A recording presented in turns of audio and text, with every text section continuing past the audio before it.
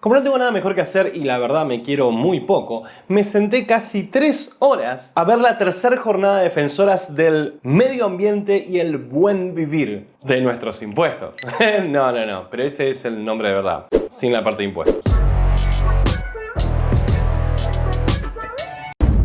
El evento es sobre ecofeminismo. Cambio climático desde perspectiva de género. Sí, eso existe, boludo. Y es impulsado por la senadora de Chaco, María Inés Pilati, que además va a estar entregando diplomas de honor del Senado a todas las disertantes. Una abogada Coya, una jueza de Cava, una profesora de arquitectura y una profesora de medio ambiente. 3 de 4 viven del Estado, era posta lo del buen vivir. Para los que no saben qué son los diplomas del Senado, son una forma que tenemos de destacar grandes aportes que han hecho argentinos durante toda la historia. Algunos ejemplos que se me vienen a la mente son el grupo Mamita Peyosta de Rosario, que no sé qué habrá aportado. Los jugadores de Racing e Independiente de la década del 60 por su aporte a yo qué sé. Y el argentino Noritemus... no lo puedo ni decir. Y el argentino Noriteru Fukushima, que claramente no es argentino, es un embajador japonés. Y le dimos un premio del Senado por el anime. Este video no cumple ningún fin más que averiguar la milenaria pregunta de si el feminismo es feminismo o es solamente una reversión muy pobre del marxismo. Pero, como yo no soy una mierda de persona, bueno, un toque sí, en lugar de poner el video de 3 horas, lo que voy a hacer es poner 5 fragmentos que la rompieron. O sea, este es mi primer top 5. Top 5 momentos marxistas durante una conferencia de ecofeminismo. 5. Los derechos sociales son más baratos que los derechos clásicos, así que hay que ponerlos. El derecho de la propiedad, si hay un derecho que es clásico, cuesta mucho dinero, porque hay muchas estructuras gubernamentales para tutelar ese derecho, empezando por los tribunales, nuestros sueldos, nuestros edificios y también el registro de la propiedad inmueble, etcétera, etcétera. Entonces, no es verdad que los derechos sociales cuesten más dinero y que eso sea una excusa para que los gobiernos y la billetera de los gobiernos, que es esta casa, el Congreso o las legislaturas, tengan excusas para no concretar este tipo de derechos. Señora jueza, ¿sabe por qué el derecho, encima es terrible que tenga que empezar hablando de derechos y ley y diga señora jueza? No le debería explicar a usted. Señora jueza, ¿sabe por qué el derecho de la propiedad es costoso? Porque sin propiedad no hay sociedad, ya que la sociedad es un conjunto de gente. Y en lugares donde no ha habido propiedad, como por ejemplo la Unión Soviética, la gente se moría de hambre o era asesinada por el Estado. La única forma que tenías de zafar es que formes parte de ese Estado, como por ejemplo una jueza. Entonces, no compare derechos naturales como el derecho a la propiedad con privilegios que lo único que hacen es darle a algunos y marginan al resto. 4. Las multinacionales. Porque en la medida que avanzan Amazon y avanzan todas las multinacionales operadas desde otros países sobre nuestra territorialidad, vamos a perder esa escala del vecindario, del pequeño almacén que da el fiado. Porque no pueden competir con Carrefour, no pueden competir. Tenemos que defender la calidad de estos territorios, en esa calidad de lo cotidiano y en esas pérdidas de identidades que tenemos que cuidar y defender. Porque si no se van a convertir nuestras ciudades en verdaderas commodities. Señora, Amazon es Amazon porque la gente quiere que Amazon sea Amazon. Cada vez que alguien compra en Amazon algo, vuelve a elegir Amazon y vuelve a Amazon más poderoso. Y la razón es obvia, porque es cómodo, porque es compatible con el modelo de vida actual y porque es más barato. Eso de no dejemos que venga un negocio grande porque deja afuera a los pequeños es una estupidez. En los países de primer mundo, las grandes corporaciones están por todos lados. Y sin embargo, el desempleo está más bajo que nunca en la historia. Los únicos lugares del mundo donde el desempleo es alto, adivina, en los países de mierda como este. Además, esa lógica de no uses esto porque lo otro se pudre, me imagino que usted no usa Netflix porque eso hace que los canales de televisión se caguen. O no ve televisión porque eso hace que el cine se cague. O no va al cine porque eso hace que el teatro se cague. O no va al teatro porque eso hace que el libro se cague. ¿Se da cuenta que es estúpido? Señora, el mundo ya hizo miles de saltos tecnológicos. El problema es la gente como usted, que cree que es más importante enseñarle a los chicos de géneros en lugar de a generar. 3. Odio al rico e hipocresía. Nuestras ciudades tienen fronteras, tangibles o intangibles. Fronteras algunas tan tangibles que se cierran, se amurallan, ponen seguridad propia. La seguridad propia en muchos países del mundo, no solo del mundo subdesarrollado, del nuestro y latinoamericano, sino también del mundo rico y del norte, tienen más policía privada que la policía pública. ¿Cuál sería el problema si una persona contrata seguridad privada? O una mejor pregunta, ¿por qué usted cree que la gente contrata seguridad privada? La razón es muy simple, porque la seguridad pública falló. La realidad es que hay mucha inseguridad, entonces es normal que exista un mercado para esta clase de prestaciones. Y un detalle más, los muros cumplen una función muy clara, la misma que la policía, evitar que te roben. O en su casa usted no tiene paredes o cerraduras. Me imagino que no, ¿no? 2. Uf. Redistribución de nuestros territorios. Los territorios y las ciudades y nuestros campos hablan a través de la expresión de estas cosmovisiones, de estas culturas. Hablan a través del M8, de este M8 que ya no es solo conmemoración, es huelga, es reclamo de nuestros derechos.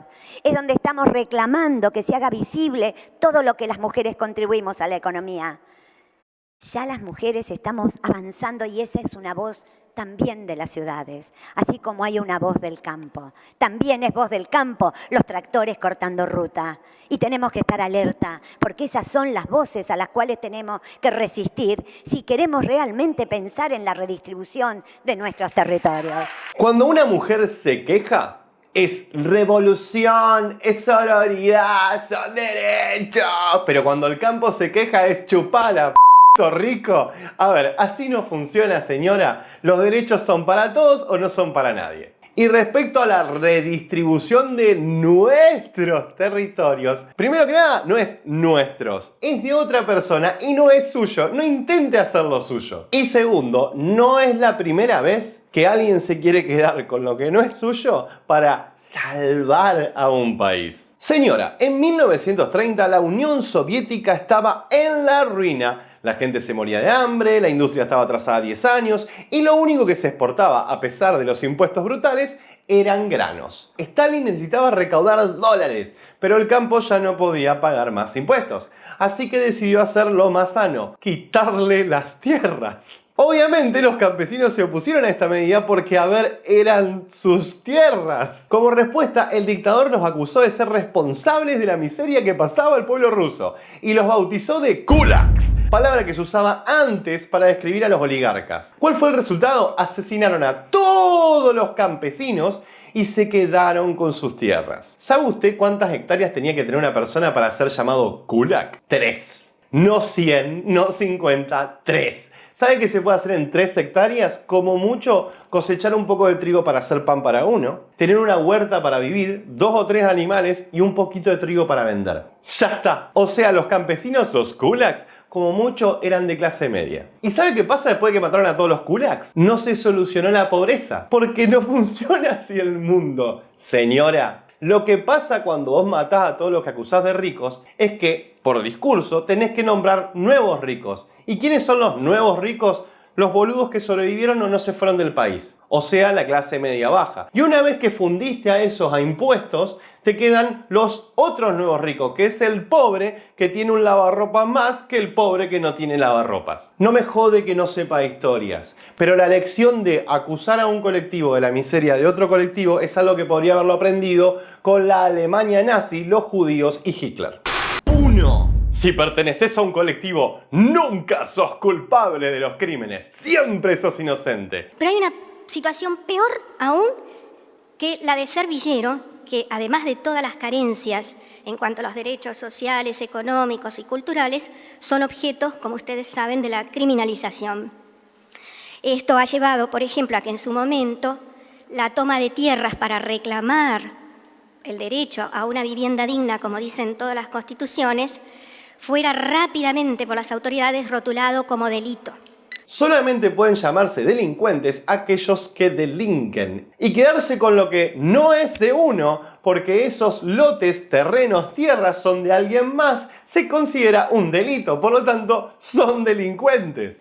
A mí me costó bastante enfrentar todos los cuestionamientos que se me hicieron a raíz de decir que las tomas, y en esto incluyo a la de los pibes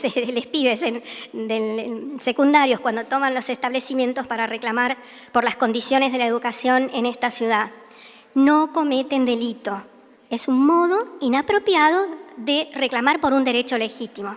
Esta cuchara es mía, esta cuchara no es suya. Si usted me quita mi cuchara, es robo. ¡Robo! ¿Entiende? No un modo inapropiado de redistribución de la riqueza. ¡Es robo! No puedo creer que tenga la necesidad de decirle esto a una jueza, pero, señora, el fin no justifica los medios. ¡Nunca! Y por supuesto tenemos una mención especial porque no puede haber ningún top sin una mención especial. Fíjense que hay un detalle, y me estoy yendo por las ramas, pero no importa. Un detalle que quiero compartir en Cuba, que hay tantos tifones, maremotos y etcétera, no hay muertes. Ni siquiera se mueren los animales. Porque hay una educación que prevé estas situaciones, que aprenden las niñas y los niños en la escuela desde la primera infancia, y sabe todo el mundo cómo se prevé, se previene. A ver, no sé ni por dónde empezar. Cuba es reconocido en todo el mundo por dos cosas. Una primera infancia ecotelequinética que puede detectar tornados con la mente y animales inmortales. Siguiendo, tifones no hay. Los tifones son del Océano Pacífico. Acá estamos en el Atlántico. Maremotos menos, y esta explicación le va a volar la cabeza. Terremoto. Terra significa tierra. Moto, movimiento. Movimiento de la tierra. Maremoto, movimiento del mar. Bergamoto, árbol o arbusto que produce un cítrico no comestible llamado bergamota, usada para perfumería. Como mucho en Cuba puede llegar a tener un tornado o un huracán. Y adivine que no son inmunes a tornados o huracanes los cubanos. De hecho, el mes pasado hubo 175 heridos y 3 muertos por un tornado en La Habana, que queda en Cuba. Nada dice marxismo como mentir sobre los datos, y nada dice docente y vivo del Estado como querer reivindicar a Cuba. Para ir cerrando el video, un mensaje a la arquitecta, la científica, la abogada Coya y la jueza. El rico no es rico porque se lleva lo del pobre. La riqueza no es una, la riqueza se produce, se genera. Por ejemplo, hoy en día hay muchísimos más celulares que hace 10 años, por lo tanto se multiplicó la riqueza. Y las empresas que hacen los celulares, sí, son de un rico, pero ese rico da trabajo. Obviamente que quienes ensamblan los celulares ganan poco. ¿Por qué? Porque es una tarea repetitiva, es una tarea que no requiere mucha experiencia, es una tarea muy mecánica. Sin embargo, esa misma empresa contrata programadores que les paga fortuna para hacer la parte de software del celular. Entonces, ¿cómo puede ser que la empresa pague fortuna para algo y pague miseria para la otra cosa? Por dos razones. Una, los países donde se encuentran las fábricas. Y dos, la preparación que tienen esos ciudadanos para hacer los trabajos que hacen. Todo bien con el género, las ESI, el ecofeminismo y los cubanos inmortales. Pero la gente que se muere desnutrida porque no accedió a buena educación no se puede deconstruir. Además, ¿saben dónde es real eso de hay un rico porque hay pobres? En el Estado. De las 6 personas sentadas en este momento en la mesa, 5 viven del Estado. Y si estás pensando que soy un exagerado, si estás diciendo, bueno, pero mi sueldo no alcanza para salvar a los pobres. Señora, ¿vio esa persona que las convocó a todas y las hizo sentar y hizo que hablen de ecofeminismo y de salvar el mundo y de deconstruirse? Bueno, esa senadora, María Inés Pilati Vergara, senadora de Chaco, tiene 36 asesores y nos cuesta 3.300.000 pesos en sueldos al mes. 36 asesores. Así que una sola pregunta. ¿Esa rica no jode? ¿A esa no la odian? ¿A las otras ricas sí? Espero que te haya gustado mucho este video. Como siempre, pon like, compartí, comentá. Si querés pelearte en los comentarios, yo no tengo ningún problema, me peleo. Y un gran agradecimiento a todos los Patreons Y también te recuerdo que si querés ser Patreon podés hacerlo vía Mercado Pago, vía Patreon, vía PayPal, vía un montón de formas de pago. Muchísimas gracias, enojados, coléricos, iracundos, berserkers. Es gracias a ustedes que yo puedo seguir haciendo esto. Así que muchísimas gracias por quedar hasta el final y les deseo libertad. Asistí a abortar si vos querés vivir con la plata de mi sueldo. Pon el like y compartí y comenta el video. Apoya el esfuerzo ajeno. ¡Chia! Tipito enojado. En tu cara, copyright. Canto mis propios temas.